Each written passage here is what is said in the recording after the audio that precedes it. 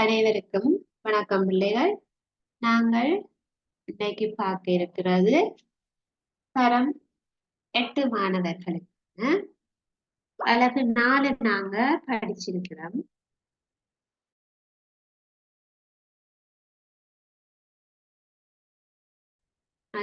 அழகு 4 படப்பொருட்கள்ல நாங்க உருகுநிலை மற்றும் கொதிநிலை தொடர்பாக படிச்சோம். உருகுநிலை, கொதிநிலை. உருகுநிலை என்றால் என்பது ஒரு பொருள் உருக ஒரு பொருள் உருக வேண்டும், அதான் உருகுநிலை.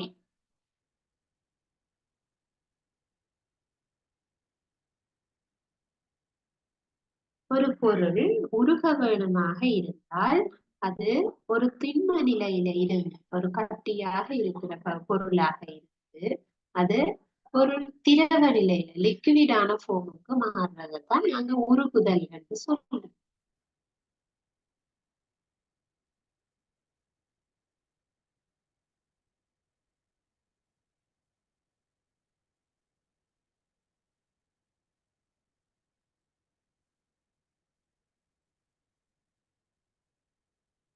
சரியா? ஒரு திண்மம் கட்டியாக இருக்கிற திண்மம் திரவம் லிக்விடாக மாறுவதுதான் உருகுதல். அந்த உருகுதலுக்கு தேவையான வெப்பநிலையை நாங்க உருகுநிலை சொல்றோம். இதே போல கொதிநிலை.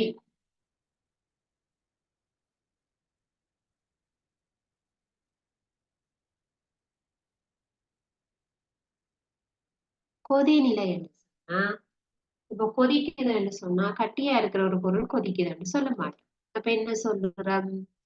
திரவமாக லிக்விடா இருக்கிறது தான் கொதிக்கும்.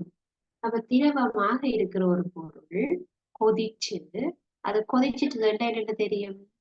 அதுல இருந்து வளிக்குமிழ் அல்லது வாயுக்குமிழ் அல்லது ஒரு ஆவி ஒன்று வெளியேறி வரவும். அதாவது திரவம் வாயுவாக மாறினால்தான் அது கொதிச்சுட்டு சொல்லுது.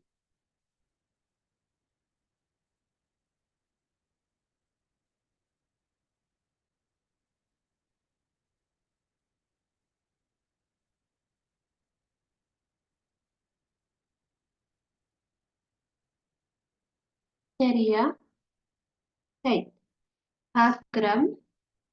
இங்க திண்மம் ஒன்று திரவமாக மாறினா திண்மம் ஒன்று திரவமாக மாறினா அதை நாங்க உருகுநிலை என்று சொல்றோம். திரவம் வாயுவாக மாறினால் கொதிநிலை சொல்றோம். சரியா? அப்ப இது என்னது? நாங்க வழக்கமா பார்த்த விஷயம். இது நாங்க போன வகுப்பிலையும் பார்த்துட்டோம். சரியா? ரைட். அப்ப நாங்கள் இதனுடைய தொடர்ச்சி தான் இன்றைக்கு பார்க்க இருக்கு. இதனுடைய தொடர்ச்சியைத்தான் நாங்கள் இன்னைக்கு பார்க்க இருக்கிறோம். எப்படி? உருகுநிலையும் கொதிநிலையும் முடிச்சு நாங்க இன்னைக்கு இந்த வெப்பம் கடத்துகின்ற தன்மை அல்லது ஒரு பளபளப்பு, கணீரென்ற ஒளி, இதெல்லாம் ஏற்கனவே நாங்க அந்த சட பொருள்களினுடைய இயல்புகளுக்குள்ள பார்த்திருக்கோம். பளபளப்பாக இருக்கிறது, கணீரென்ற ஒளி எழுப்புறது, வெப்பத்தை கடத்துறது, மின்னை கடத்துவது, நீட்டத்தகவு கொண்டது, சரியா நொறுங்கும் இயல்பு கொண்டது. இப்ப இதெல்லாம் சடப்பொருளின் இயல்புகளுக்கு ஏற்கனவே பார்த்திருக்கிறோம். அதுல இந்த வெப்பத்தை கடத்தக்கூடிய திறன் பளபளப்புன்னா ஏற்கனவே சொல்றோம். ஒரு பொருளை நாங்க ஏதாவது இன்னொரு பொருளால வெட்டினாலோ அல்லது உறைஞ்சினாலோ நல்ல பளபளப்பா தெரிஞ்ச அதை நாங்க பளபளப்புன்னு சொல்லுவோம். கண்ணீர் என்ற ஒலி கேட்க வேணுமா இருந்தா ஏதாவது ஒரு பதார்த்தத்தை நாங்க கீழே போட்ட அல்லது சீவின தரையில போட்டா ஒரு சவுண்ட் ஒன்று வரும். அதை நாங்க கண்ணீர் என்ற ஒலி என்று சொல்லுவோம். வெப்பம் கடத்துற திறன் என்றா என்னன்னு சொல்லுவோம்? வெப்பத்தை கடத்த வேணும். வெப்பம் கடத்தி கொண்டு வர்றது திறன். அதாவது இப்ப நாங்க பார்க்கிறோம் ஒரு அலுமினிய பாத்திரத்துல நாங்கள் வச்சு சமைக்கல அந்த பாத்திரம் நன்றாக சூடேறும். அப்ப அலுமினிய பாத்திரம் வெப்பத்தை நன்றாக கடத்தும். சரியா? அப்ப இதை காட்டுறதுக்காக உங்களோட புத்தகத்துல ஒரு பரிசோதனை ஒன்று போட்டிருக்கு. ஒரு புத்தகத்துல வெப்ப கடத்து திறனை காண்பதற்கு, அதாவது வெப்பம் பயணிப்பதை அறியறதுக்காக உங்களுக்கு ஒரு பரிசோதனை ஒன்று தந்திருக்கு. அதாவது பன்சன் சுடர் அடுப்பை வச்சு அதுல மெழுகு உருண்டைகளை வைத்து எது உருகும் எது விரைவாக உருகும் அப்படின்னு சொல்லி உங்களுக்கு கேட்கும். சரியா? அப்ப எது விரைவாக உருகுமோ அதுதான் நன்றாக வெப்பத்தை கடத்தும் என்று சொல்லும். சரியா? இப்ப நாங்க ஒரு மரம் வந்து ஹீட் ஆகுறத விட பிள்ளைகள் ஒரு உலோகம் நன்றாக ஹீட் ஆகும். இப்ப மரத்தாலான ஒரு அகப்பைய நாங்க கறிக்கு பயன்படுத்தி கை சுட்டிருக்காரு அவதானிச்சிருப்பீங்க. மரத்தால செய்யப்பட்ட அகப்பைகளை பயன்படுத்தி கை சுட்டிருக்காரு. ஆனா நீங்கள் இந்த அலுமினியத்தாலான கரண்டிய பயன்படுத்தி இருந்தா அது கைகள்ல சுடும். அதாவது நீங்க கறிக்குள்ள வச்சு நன்றாக கிண்டிட்டு திரும்ப வெளியில எடுத்தாலும் அதுல நீங்க தொட்டா உடனே சுடும். அல்லது கரண்டிய உள்ளுக்கையே வச்சுட்டு திரும்ப நீங்க தொடைக்குள்ள அந்த கரண்டி வந்து கைகள்ல சுடுவதை நீங்க பார்க்க முடியும். ஏன் அப்படி சுடுகிறது? இப்ப எங்களுக்கு மரத்தாலான அக்கப்பையில நாங்க பிடிக்கிறோம், அதுல சுட இல்லை. இது மட்டும் ஏன் சுடுகுதுன்னு யோசிச்சு பாருங்க. ஏனென்றா இந்த வெப்பம் கடத்தக்கூடிய திறன் வித்தியாசப்படுறது தான். சரியா? இப்ப கூட பாட புத்தகத்தை எடுத்து அதுல 63ஆம் பக்கத்தை பாருங்க.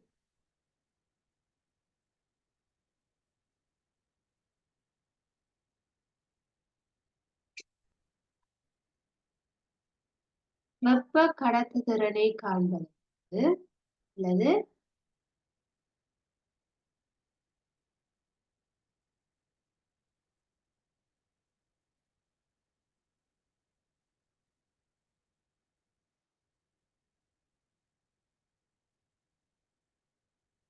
பாருங்க, வெப்ப கடத்துதிறனை காண்பதற்கு அல்லது வெப்பம் பயணிப்பதை அவதானிக்கக்கூடிய ஏதேனும் மாற்றம் ஒன்றை பயன்படுத்திக் கொள்ள வேண்டும்.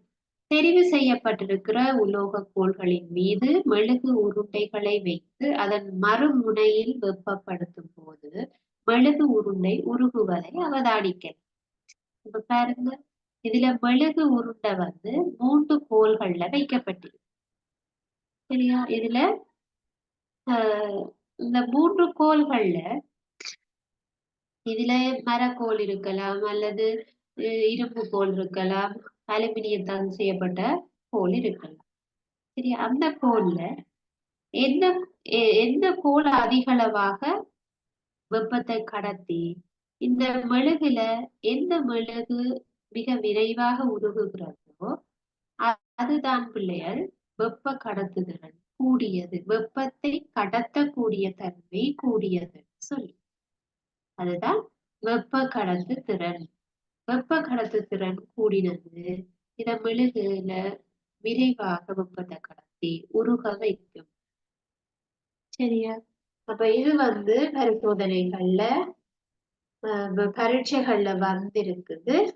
இதுக்கு பதிலா இந்த 3க்கும் பதிலாக ஏதாவது உலோகம் அல்லது ஒரு மரம் அல்லது வேறு ஏதாவது பதார்த்தத்தை போட்டு எதுக்கு மின் கடத்துதிறன் அல்லது வெப்ப கடத்துதிறன் கூட சொல்லி கேட்கலாம். சரியா? அப்ப இது வந்து வெப்பத்தை கடத்தக்கூடிய திறன். மின்னை கடத்தக்கூடிய திறன் என்றால் ஒரு மின் சுற்று ஒன்றுல மின் பாய்வதற்காக நாங்க பொருத்தக்கூடியது. இப்ப நாங்க பெரும்பாலும் ஒரு மின் சுற்று ஒரு மின்னை மின்னை கடத்தக்கூடிய ஒரு சுற்று ஒன்று அமைக்கல பெரும்பாலும் செப்பு கம்பிய தாம்பலே நாங்க யூஸ் பண்றோம். ஏன் செப்பு யூஸ் பண்றோம்னா செப்பு மிக அதிகமாக மின்னை கடத்தும். மின் கடத்துதிறன் கூட. அது ஒரு உலோகம். அது நன்றாக வெப்பத்தை கடத்தும், நன்றாக மின்னை கடத்தும் சொல்லும். இரும்பு கம்பியும் ஒரு உலோகம். இரும்பும் வெப்பத்தையும் கடத்தும், மின்னையும் கடத்தும். வெப்பு மின்னையும் கடத்தும், வெப்பத்தையும் கடத்தும். அப்போ உலோகங்களுக்கான ஒரு சிறப்பான இயல்பு மின்னை கடத்தும், வெப்பத்தை கடத்தும். தெரிஞ்சு வச்சுக்கொள்ளும். சரியா? அப்ப அதே மாதிரி உங்களுக்கு மேல ஒரு அட்டவணையும், அந்த அட்டவணையில சில இயல்புகளும் தந்திருக்கு பாருங்க. ஒவ்வொரு பதார்த்தங்களை தந்துட்டு அதுக்கு பளபளப்பு இருக்கா, 12 ஒளி இருக்குதா, வெப்பத்தை கடத்துதா, மின்னை கடத்துமா, நீட்டத்தகும் இயல்பு இருக்கா, நொறுங்கக்கூடிய இயல்பு இருக்கா. இப்ப இத இருந்தா சரி என்று சொல்லி டிக் பண்ணட்டா. சரியா?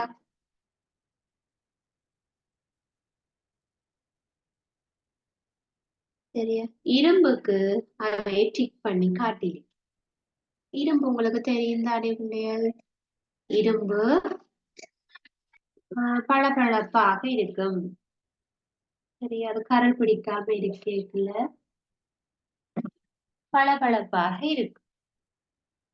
அப்ப அதுக்காகவே சரி என்று டிக் பண்ணி காட்டியிருக்கேன்.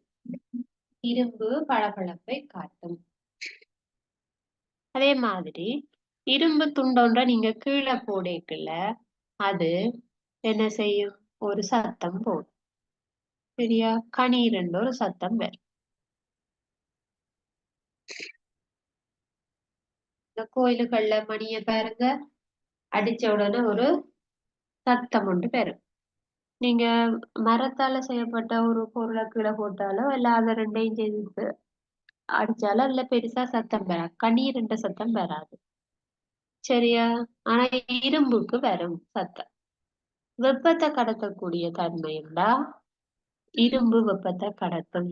பாருங்க, இரும்புல தொட்டாலே சுடும். இரும்ப நெருப்புல வச்சுட்டு அல்லது இந்த வெயிலுக்கு கிடக்குற ஒரு இரும்ப ஓடி போய் கையால் எடுத்து பாருங்க, அது சுடுவதை நீங்கள் அவதானிக்கலாம். சரியா? பிளாஸ்டிக் அதுகள் சுடாத பிள்ளைகள், அது வெப்பத்தை கடத்தாது. சரியா? மின்னை கடத்தக்கூடியதுண்டா இரும்பு கம்பியில தொட்டா மின்னை கடத்தும்.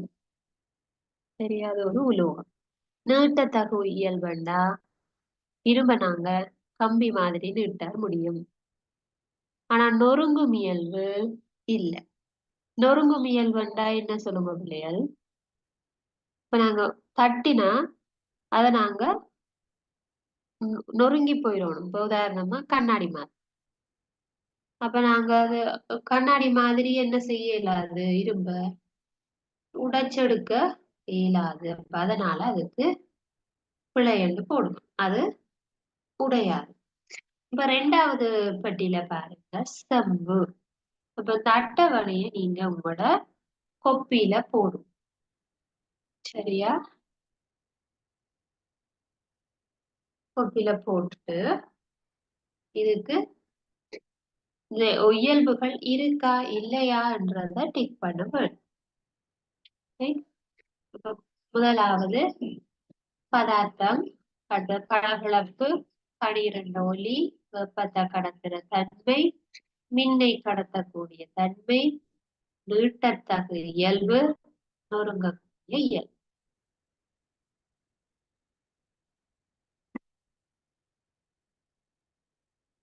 போட்டுக்கொள்ளுங்க. அட்டவணையை போட்டுக்கொள்ளுங்க. சைட் கோடுகள் எல்லாம் போட தேவையில்லை. இந்த நேர பதார்த்தங்களை எழுதி நீங்க சைட்ல இந்த இயல்புகளை மட்டும் போட்டுக்கொள்ளுங்க. இதுக்கு நேர டிக் பண்ணி கொண்டு போகலாம். அட்டவணை நீங்க வீட்டை போய் ஆறுதலா போடும்.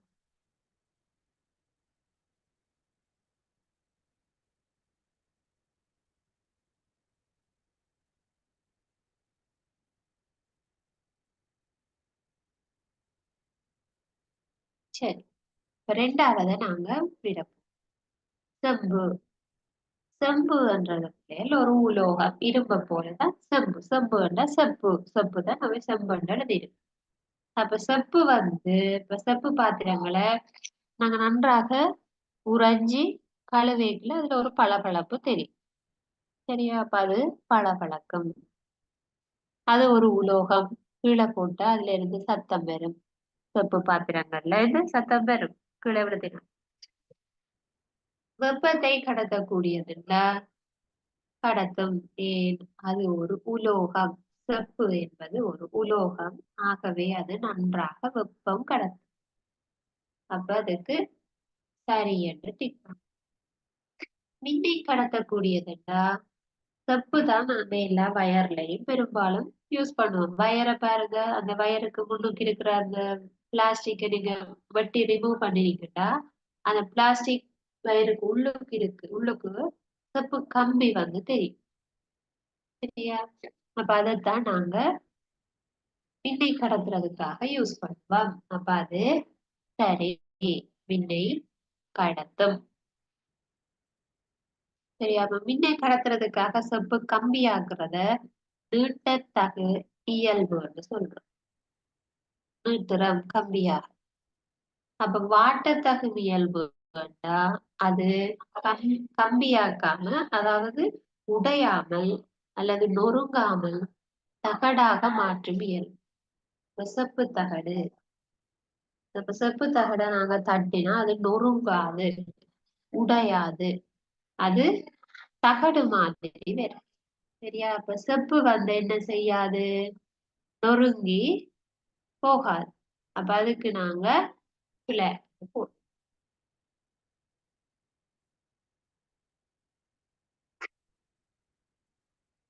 சரியா? அடுத்தது அடுத்தது பாருங்க, கந்தகம். கந்தகம் பிள்ளைகள் ஒரு உலோகம் அல்ல. சரியா? கந்தகம்ன்றது ஒரு உலோகம் இல்ல. அது ஒரு சாதாரண அல்லுலோகம். அப்ப அதுக்கு பளபளக்கிற இயல்பு இல்ல. அது கனி ரெண்டு கீழே போட்டாலும் சத்தம் கேட்காது. அது வெப்பத்தை கடத்தாது. அது மின்னை கடத்தாது. அதை நாங்க கம்பி மாதிரி கந்தகத்தை நீட்டி எடுக்க இயலாது. ஆனா கந்தகம் வந்து எல்லோ கலர்ல திண்ம நிலையில இருக்கு. அதை நாங்க உடைச்சா நொறுங்கும். சரியா? அப்ப இதுல நீங்க விளங்கிக் கொள்ளுங்க. அதுக்கு பிறகு நீங்க செக் பண்ணி கொள்ளலாம். இப்ப நான் இதுல நிரப்பினதுல முதல் ரெண்டும் இருக்கிறது உலோகம். இரும்பு, செம்பு, உலோகம்.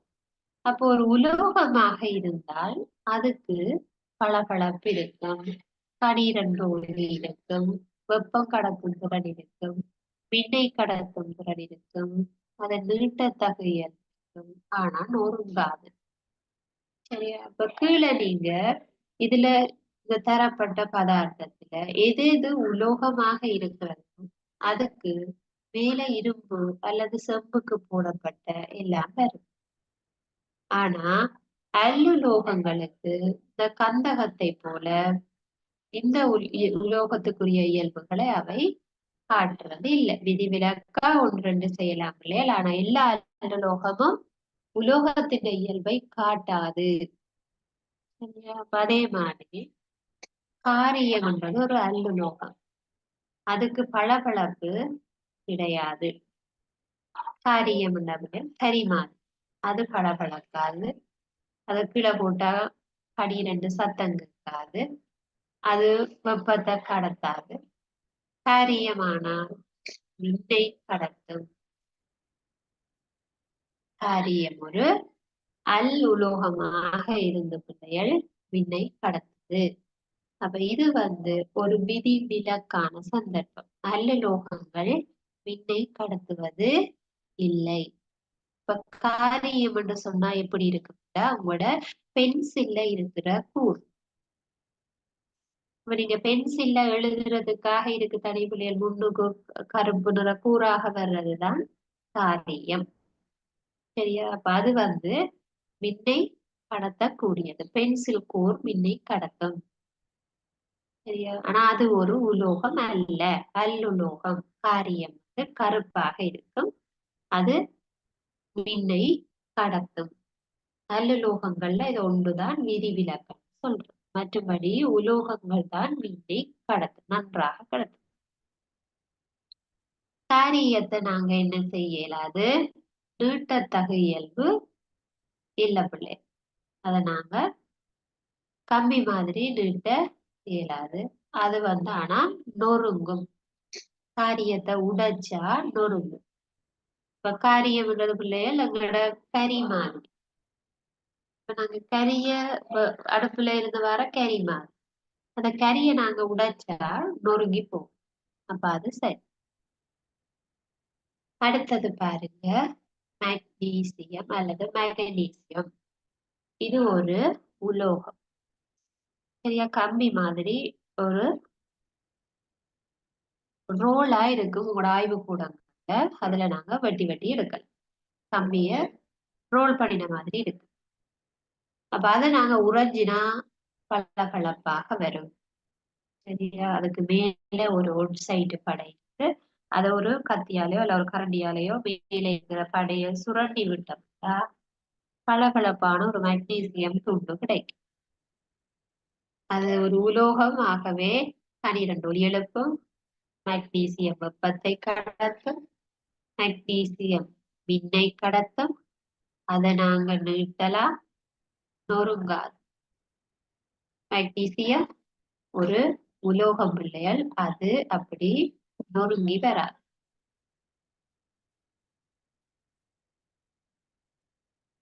சரியா, அதே மாதிரி அலுமினியம். அலுமினியம் என்னது, அது ஒரு உலோகம்.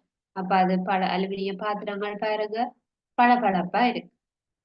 கீழே போட்டா கடி 2 சத்தங்கு. சரி, வெப்பத்தை கடத்துமா, அலுமினிய பாத்திரத்துல சமைக்கிறோமே, அது நன்றாக வெப்பத்தை கடத்தும். அலுமினியம் ஒரு உலோகம், அதனால அது மின்னை கடத்தலாம். அடுத்தது நீட்டத்தகு இயல்பு. அலுமினியத்துக்கு அலுமினியத்துல கம்பிகள் நடுறையில பிள்ளைகள், ஆனா அது ஒரு உலோகம். உலோகங்களுக்கு நீட்டத்தகு இயல்பு இருக்கு, ஆனா நொறுங்குற இயல்பு இல்லை. அலுமினியத்தை நாங்க தூள் தூளா நொறுக்கி கொள்ள இயலாது.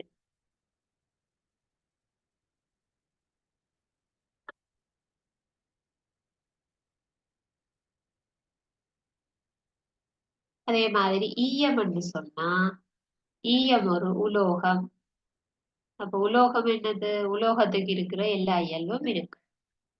பளபளப்பு, கரிநொழி, வெப்பத்தை கடத்தும், மின்னை கடத்தும். ஈயம் கம்பியாகமான நொறுங்காது. ஈயம் என்றது உலோகம். அப்ப உலோகத்தினுடைய இயல்புகளை நீங்க இங்க போடணும். இதே மாதிரி நாகமும் ஒரு உலோகம் பிள்ளைகள். நீங்க நாகத்தையும் ஒரு உலோகமாக கருதி போட முடியும்.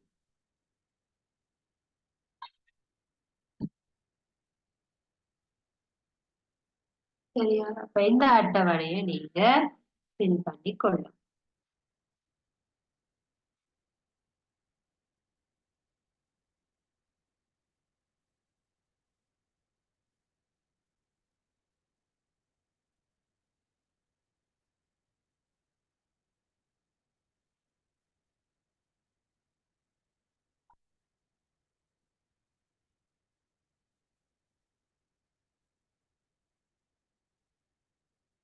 சரியா, அப்ப ஒவ்வொரு பதார்த்தத்துக்கும் இயல்புகள் பற்றி நாங்க பார்க்கிறோம். பாருங்க, இந்த ஒரு மின் கடத்து திறனை பரீட்சிக்கிறதுக்காக இதுல ஒரு பல்பு, அதோட ஒரு பேட்டரி, அந்த வயர் அப்படியே உணர்ந்து ஏபி என்று 2 இடத்துல அந்த முடிவிடத்தை வச்சிருக்கு.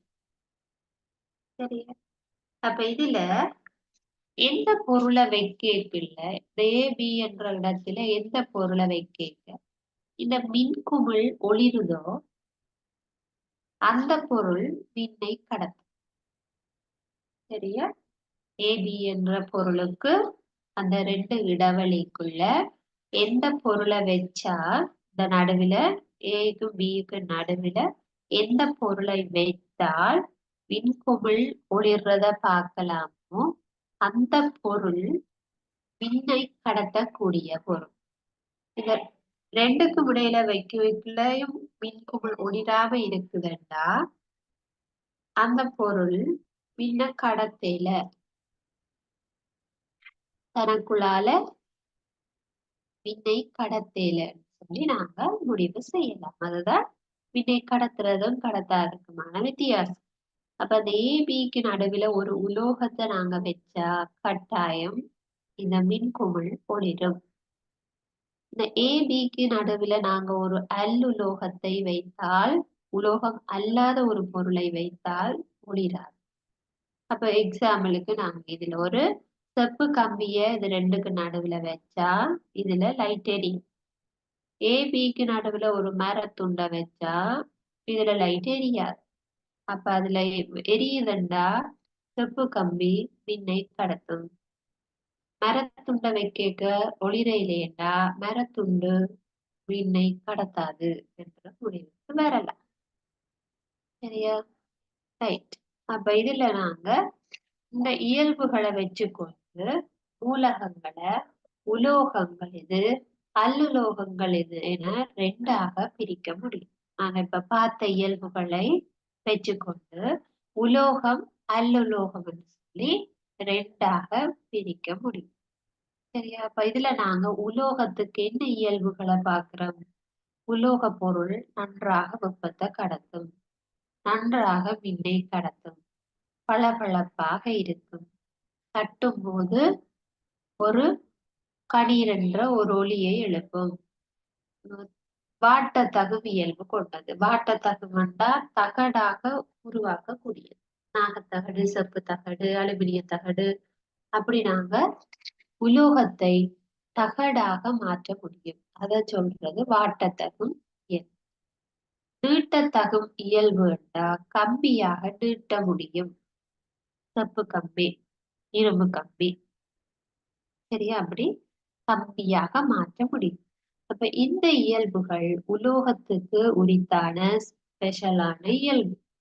அப்ப சில வேளை கேள்வி வர்றதா இருந்தா உலோகங்களுக்கான பொதுவான இயல்புகள் அல்லது உலோகங்களினுடைய பௌதீக இயல்புகளை எழுதுகான்னு கேட்பிடும். அப்ப நீங்க எல்லா உலோகமும் நன்றாக மின்னை கடத்தும், வெப்பத்தை கடத்தும், பளபளக்கும் தன்மையாக இருக்கும், தட்டும் போது சத்தம் கேட்கும், நீட்டத்தகும் இயல்பு, வாட்டத்தகும் இயல்பு கொண்டிருக்கும். சரியா?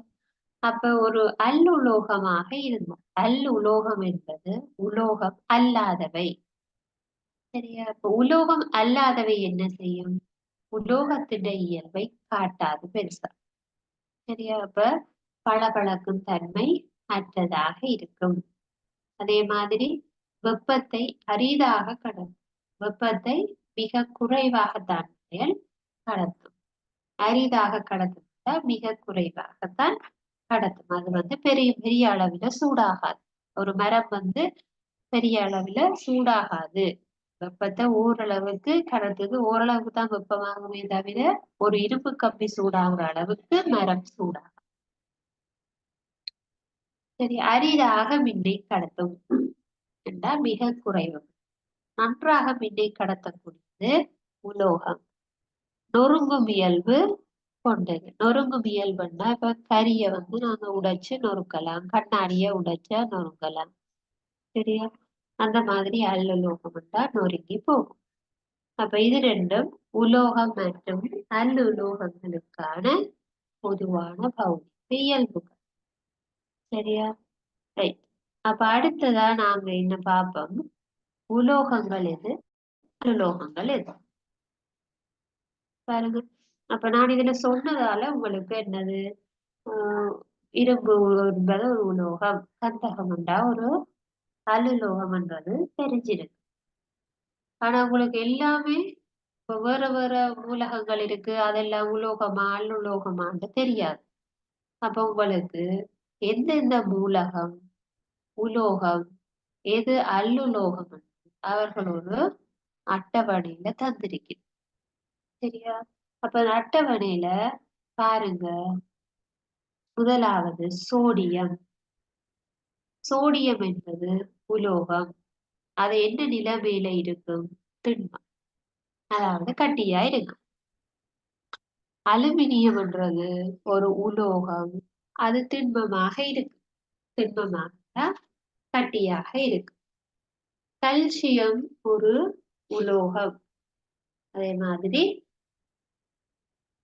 இரும்பு உலோகம், செம்பு உலோகம். அது ஏற்கனவே நான் சொல்லிட்டேன்.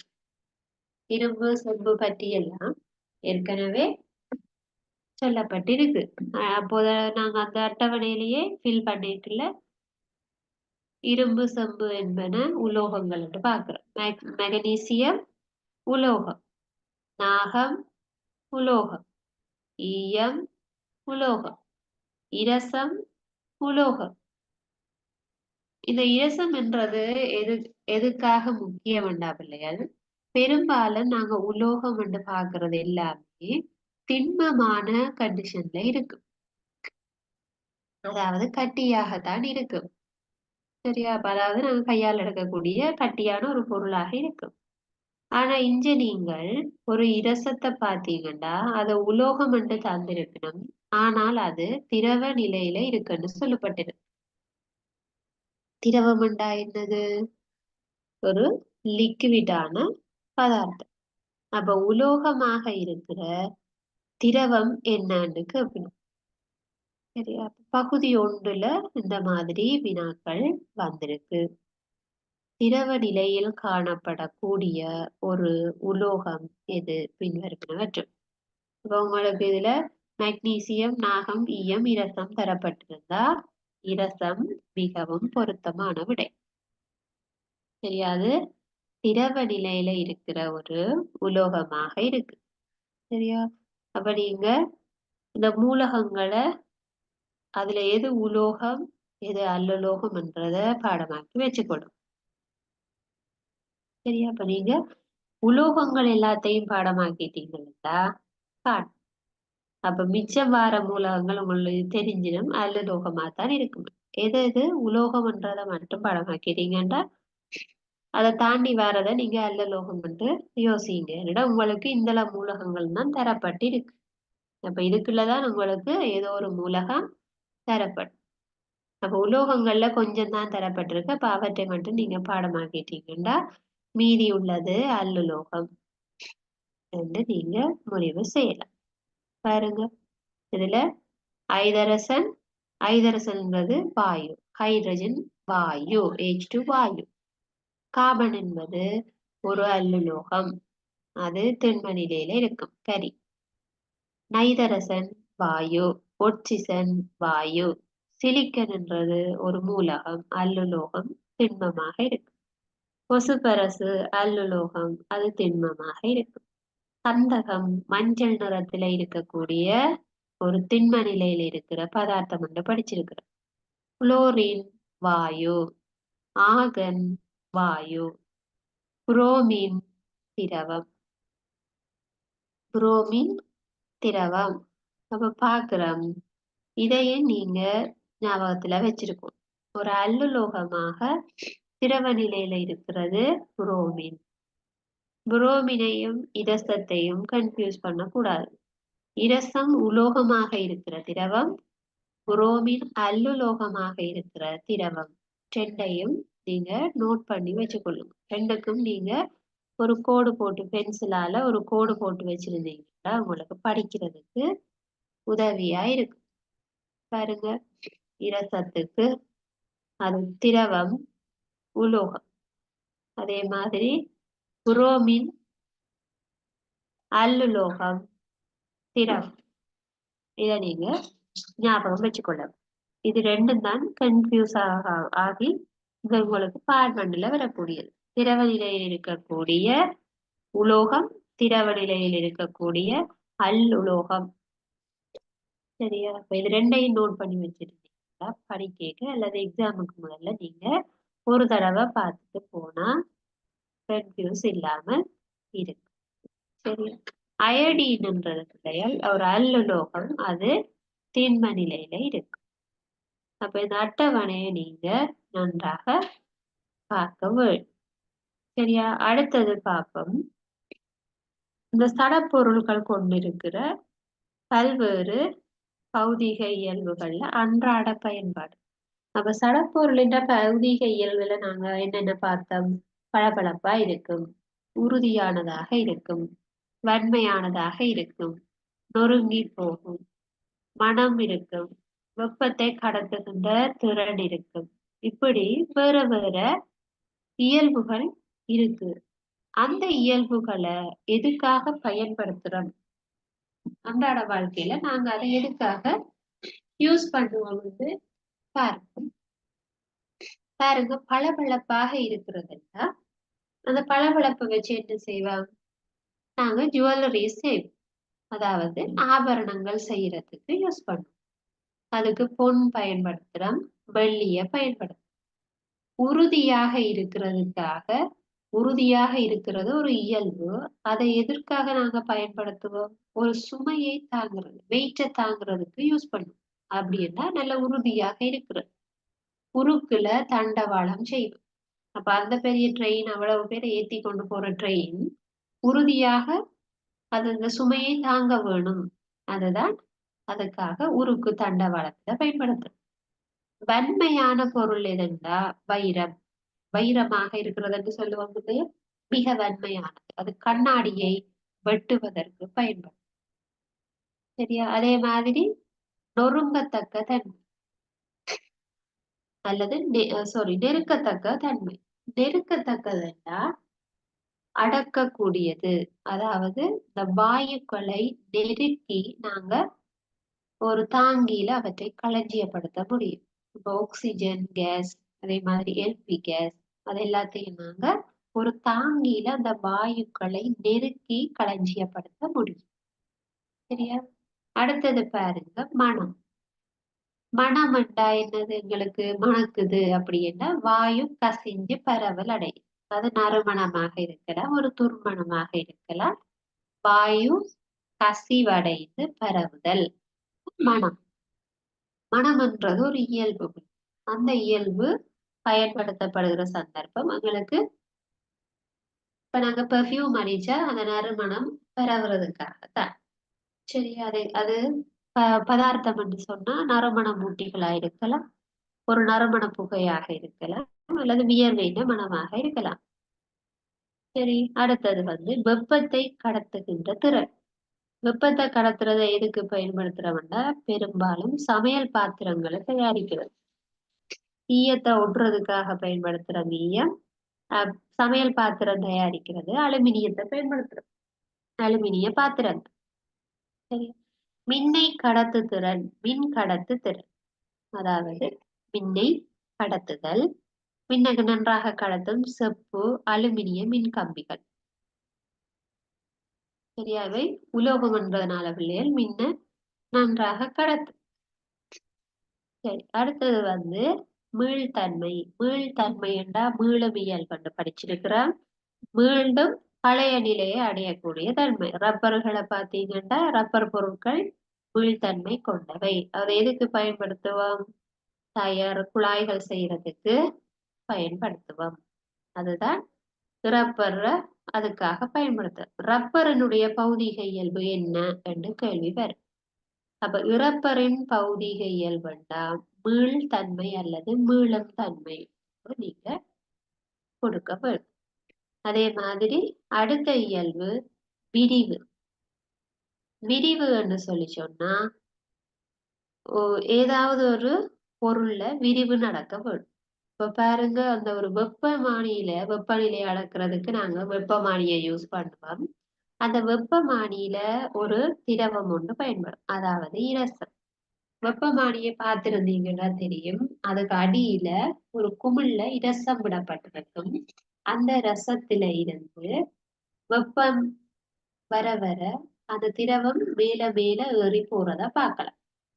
வெப்பம் மேல் நோக்கி பயணிப்பதை பார்க்கலாம். அதுல இருந்து நாங்க எதுக்கு பயன்படுத்துறது? வெப்பத்தை அளக்கிறது. அல்லது ஈரிலோக சட்டத்துல விரிவை பார்க்கலாம். அயன் பாக்ஸுகள்ல இருக்கு. சரியா? அடுத்தது நொறுங்கக்கூடிய இயல், நொறுங்கும் இயல். நொறுங்கும் இயல்பட்டா உடையக்கூடிய இயல். பெரிய துண்டுகள் சிறிய துண்டுகளாக மாத்துறதுக்கு என்ன செய்வோம்? உடைச்சு எடுப்போம். இப்ப கருங்கல்லு, கருங்கல்லு பெருசா இருந்தா கஷ்டமா இருக்குமென்று உடைச்சு நொறுக்குறோம். சில இரசாயன சேர்வைகளை உடைச்சு பயன்படும். முட்டைக்கூடு நொறுக்கி போட்டு பூக்கண்டுகளுக்கு போடும்.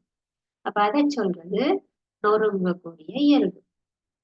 அடுத்தது பார்ப்போம், மென் இழையமை. மென் இழையமை பண்ண டெக்ஸ்சர் என்ன டெக்ஸ்சரா இருக்கும்? மென்மையாக இருக்கு. பூசல்மான்றது பிள்ளைகள் பவுடர். நாங்க பவுடரை பாருங்க, கைகள்ல பூசினீங்கன்னா தெரியும், மிக மென்மையாக இருக்கும். மென்மையில மென்னிலை அமைப்புன்னு சொல்றோம். அல்லது கோதுமை மாவை பாருங்க, அது மென்மையாக இருக்கு. சரியா? அப்ப அதுதான் நாங்க சொல்லுவோம். பட்டுக்கல் என்ற ஒரு கனிய பொருள் அப்படி மென்னிலை அமைப்பை கொண்டிருக்கும். அல்லது பூசல் மாவுக்கு மென்னிலை அமைப்பு இருக்கு. கரடான இலையமை. கரடானண்டா ரஃபா இருக்கிறது. ரஃபா இருக்கிறது எங்க இருக்கு? இந்த மணல் கடதாசியில இருக்கு. கொஞ்சம் கரகரன்னு இருக்கு. சரியா? அதே மாதிரி மரத்துல வந்து கரகரப்பா இருக்கும். சிலவுல சுவர் கரகரப்பா இருக்கு.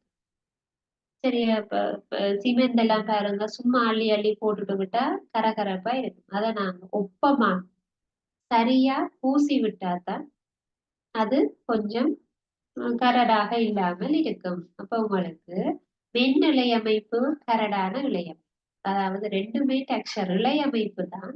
ஒன்று மென்மையாக இருக்கலாம், இன்னொன்று ரஃப்பாக இருக்கு. சரியா? அப்ப இது எல்லாமே பதார்த்தங்களில் காண்பிக்கக்கூடிய இயல்பு, பௌதீக இயல்புகளும் அவற்றை நாங்க எதுக்காக பயன்படுத்துறோம்ன்றதும் தொடர்பாக நாங்க படிச்சிருக்கிறோம். அப்ப இதுல இருந்து இந்த பாடத்துல நாங்க என்ன படிச்சோம்? சடப்பொருட்கள் தொடர்பாக படிச்சிருக்கோம். இப்ப சடப்பொருட்கள்ல தூய பதார்த்தம், தூய்மையற்ற பதார்த்தம் வந்து ரெண்டு வகைகளாக படிச்சிருக்கு. தூய பதார்த்தங்களையும் மூலகங்களையும் சேர்வைகளையும் தனித்தனியாக படிச்சிருக்கு. இறுதியாக நாங்க தரப்பட்ட மூலகங்கள்ல உலோகம் எது, அல்லுலோகம் எதுன்னு சொல்லி பார்த்திருக்கு. இப்ப இந்த பாடத்துல உங்களுக்கு ஏதாவது விளங்காம இருந்தா நீங்க கேட்கலாம்.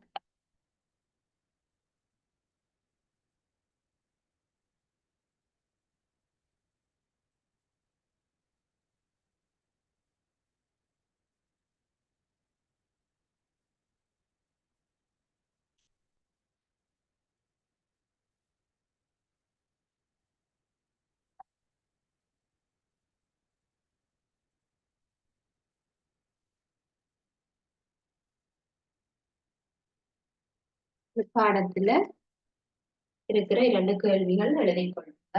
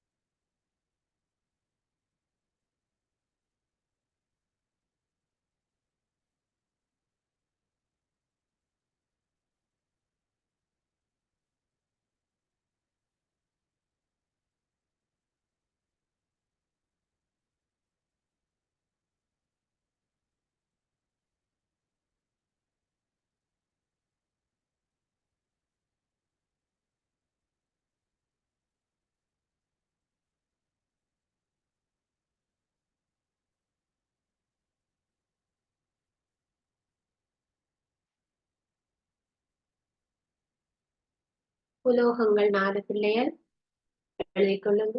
அல்லுலோகங்கள்ல 4, திரவ நிலையில் இருக்கக்கூடிய ஒரு உலோகம். உலோகங்களுக்கான பௌதிக இன்னைக்கு நாங்க படிச்ச விஷயம். இந்த 4 கேள்விகளுக்கு உங்களால விடை எழுத முடியுமா? இன்றைக்கு படிச்ச விடயம் உங்களுக்கு உலோகம் அல்லுலோகம் தொடர்பாக விளங்கி இருக்கு. இதனுடைய தொடர்ச்சி நாங்க அடுத்த வகுப்புல பார்க்கலாம். இன்னொரு புதிய பாடத்துல நாங்க சந்திக்கலாம். தேங்க்யூ.